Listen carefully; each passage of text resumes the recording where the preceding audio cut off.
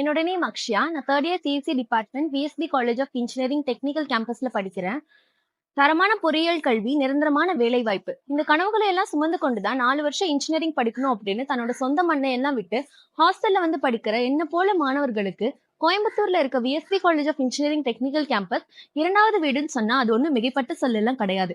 Parents, கூட பிறந்தவங்க இவங்க எல்லாரையும் விட்டு வந்திருக்கோம் அப்படின்ற கவலையே இருக்கக்கூடாதுன்றதுக்காக எல்லா விஷயத்தையும் கேட்டு கேட்டு செஞ்சு கொடுத்து அவங்க வீட்டு பிள்ளைகளை போல எங்களை பார்த்துக்கிட்டு இருக்காங்க. பேரண்ட்ஸோட பாதுகாப்புல தான் இவ்வளோ நாள் நாங்க இருந்துட்டு இருந்தோம். நம்ம காலேஜ் ஹாஸ்டல் வெளியே எங்கேயும் தனியா இல்லாம நம்ம காலேஜ்குள்ளே இருக்கனால இரவு நேரத்துல ஓய்வு பெற்ற காவல்துறை மற்றும் ராணுவ அதிகாரிகள் விசிலடிச்சுக்கிட்டே இங்க எல்லாம் சுத்திட்டு இருப்பாங்க.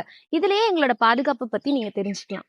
பருவநிலை காரணமாக மாணவர்களுக்கு உடம்பு சரியில்லாம போறப்பெல்லாம் அவங்கள ஹாஸ்பிட்டல் கூட்டிட்டு போறதுக்கு 24 மணி நேரம் ஆம்புலன்ஸ் வசதி நம்ம காலேஜ் ஹாஸ்டல்ல இருக்கு.